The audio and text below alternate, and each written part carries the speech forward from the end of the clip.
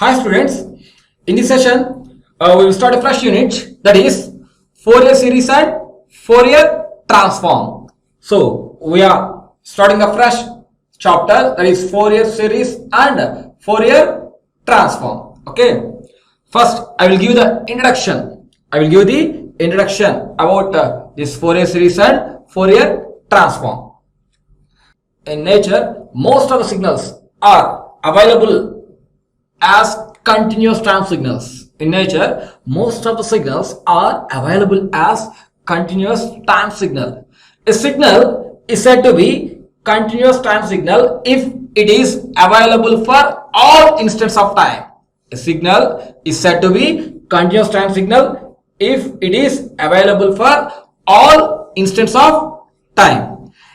A real time signal is naturally available in time domain. A real time signal is naturally available in time domain.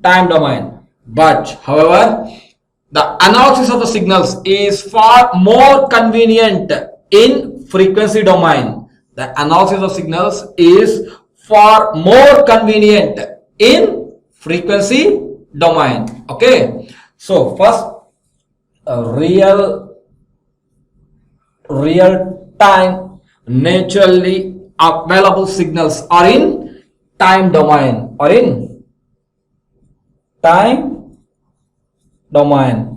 The real time signals are available naturally in time domain. Okay, but analysis of the signals is more convenient in frequency domain.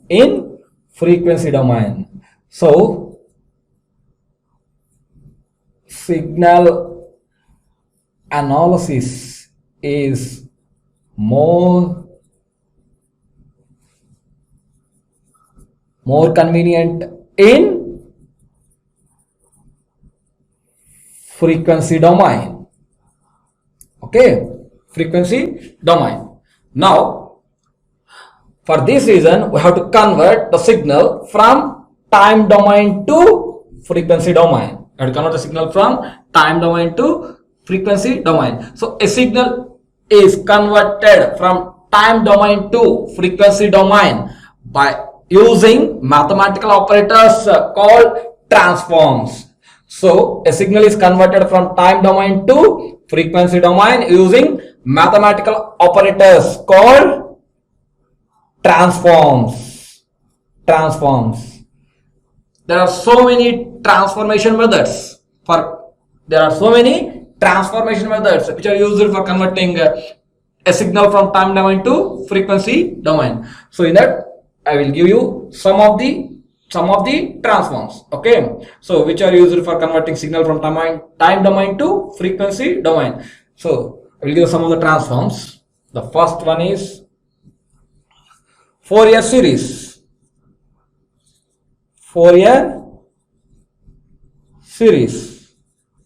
And second one is, first one is Fourier series, second one is Fourier transform, third one is Laplace transform, and the fourth one is Z transform. Okay, these are some of the transformation methods which are used to convert the signal from time domain to frequency domain. So some of the transforms: Fourier series, Fourier transform, Laplace transform, and Z transform. So in this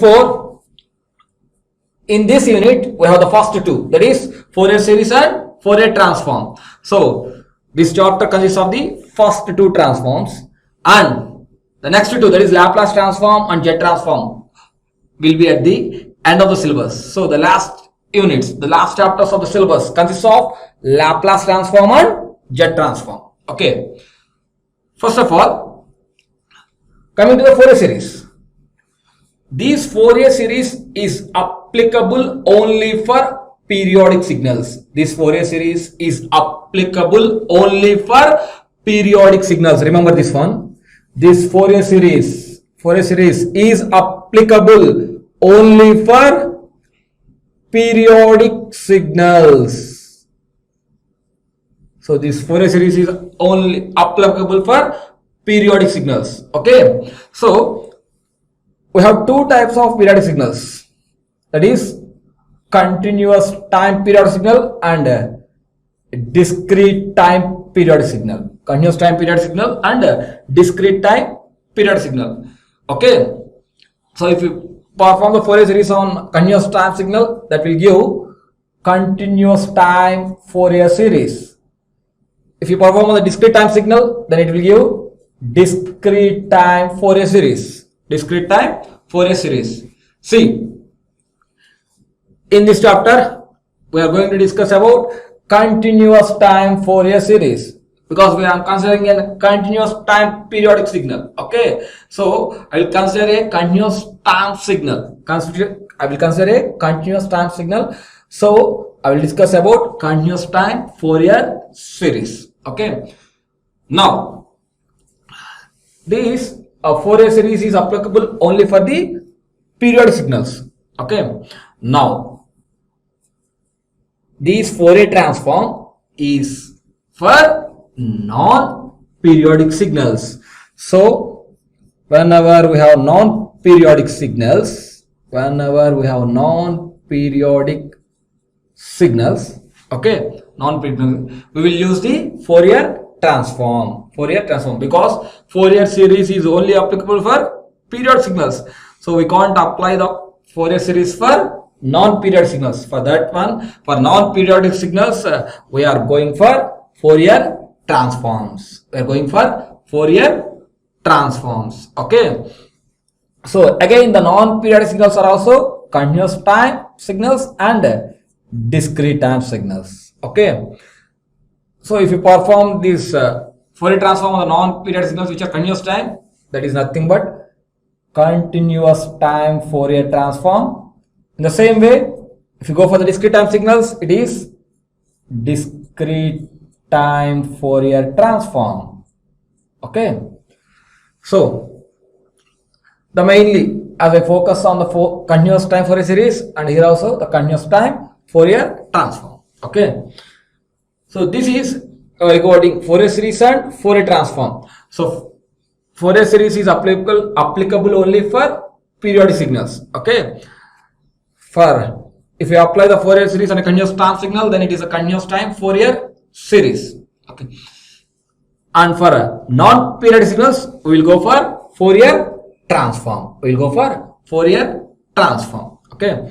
So here also same. If it is a continuous time signal, it is continuous time Fourier transform. If it is a discrete time signal, then it is a discrete time Fourier transform. Now this Fourier series and Fourier transforms. These Fourier series and Fourier transforms, okay, are used for analysis purpose.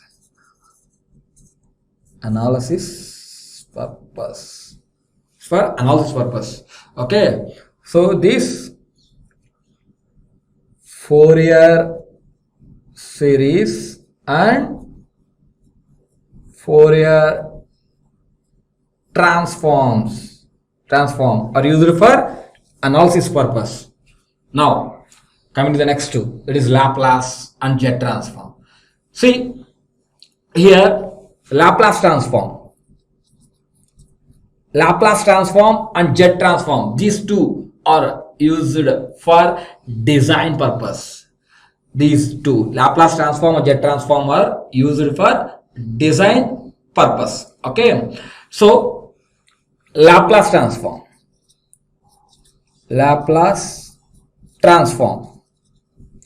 This Laplace transform are used for continuous time signals, and jet transform is for discrete time signals. Simple. So this Laplace transform is for continuous time signals, and this Z transform is for discrete time signals, and these two are used for design purpose. Okay, so this is the small introduction about this Fourier series and Fourier transform. Okay, so you have an idea. So where we'll use the Fourier series and where we'll use the Fourier transform. So by seeing this, okay, so what are these transforms and why we need these transformation methods, all I explained in this introduction. So after this I will start with the Fourier series. Okay, here we will see about Fourier series. First, we have to know what a Fourier series is, what a Fourier series representation is. How can you represent a periodic signal in the form of Fourier series? So these are all you have to know. So for that, I am starting with Fourier series. Now, representation of a function or signal x of t. So here we can take that function as x of t or that signal as x of t. So the representation of a function or signal x of t by a set of mutually orthogonal functions or signals, is called generalized Fourier series representation of x of t. Simple. Here there is a signal x of t or there is a function x of t. We have to represent that function x of t in terms of Fourier series. How can we represent? We can represent the signal x of t in terms of Fourier series by a set of mutually orthogonal functions or signals. So by using a set of mutually orthogonal functions, if there is a set of mutually orthogonal functions, then I can represent the signal x of t using those set of mutually orthogonal functions, and I form the Fourier series representation of the signal x of t. So simple. The representation of a function x of t by a set of mutually orthogonal functions is called the generalized Fourier series representation. So you have a concept orthogonal signal space. So I explained the concept of orthogonal signal space. There I can represent a signal x of t in that orthogonal signal space. In that orthogonal signal space, all the signals are mutually perpendicular to each other, mutually orthogonal to each other. So I can represent a signal in that orthogonal space by using the functions or the signals which are mutually orthogonal to each other. So in orthogonal signal space, all the signals present there are mutually orthogonal to each other. So by using all those mutually orthogonal signals, I can represent a signal x of t. The same concept. So the representation of signal x of t by a set of mutually orthogonal functions is called generalized Fourier series representation of x of t. Or simply, you can say like this also. You can say like this: the representation of signals over a certain interval of time. The representation of signals over a certain interval of time in terms of the linear combination of orthogonal functions is called Fourier series.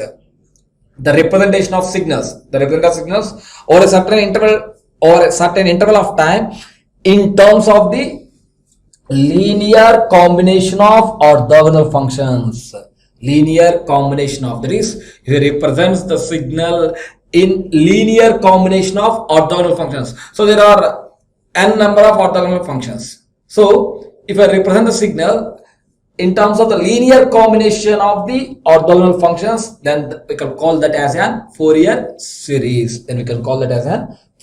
Simply, if the signal is represented in terms of the linear combination of the orthogonal functions.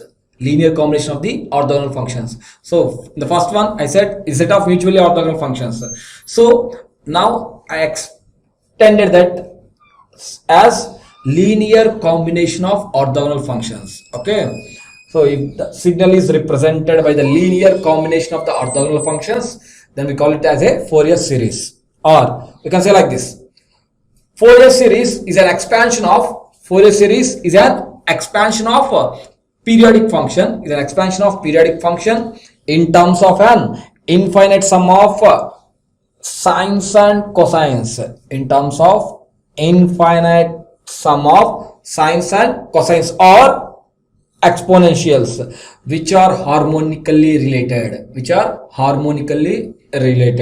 so there is a new term harmonically. So there is a new term harmonics. I will explain this harmonics.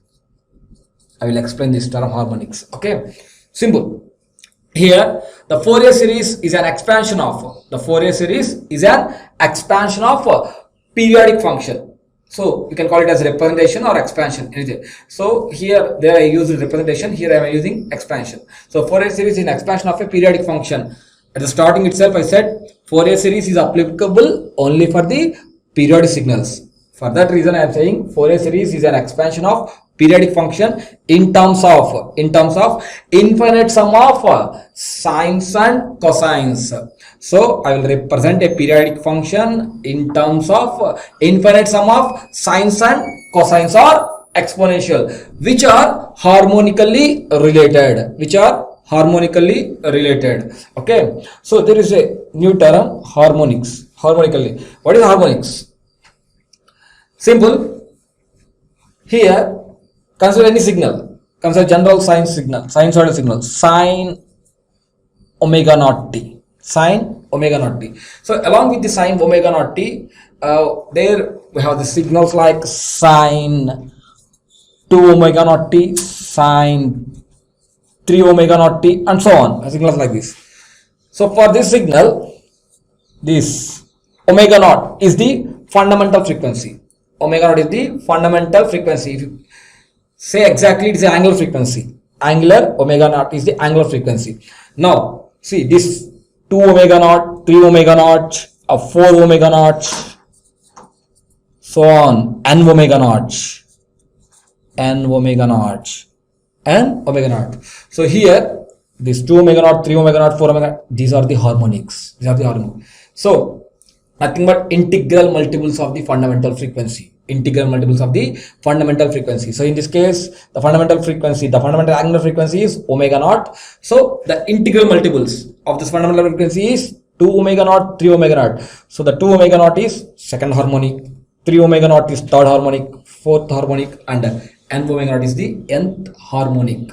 Okay, so this sines and cosines are harmonically related. So the Fourier series is nothing but an expansion of a periodic signal, or periodic function in terms of infinite sum of sines and cosines which are harmonically related. There we will get all this sine. So for cos we will get cos omega naught t, cos 2 omega naught t, cos 3 omega naught t.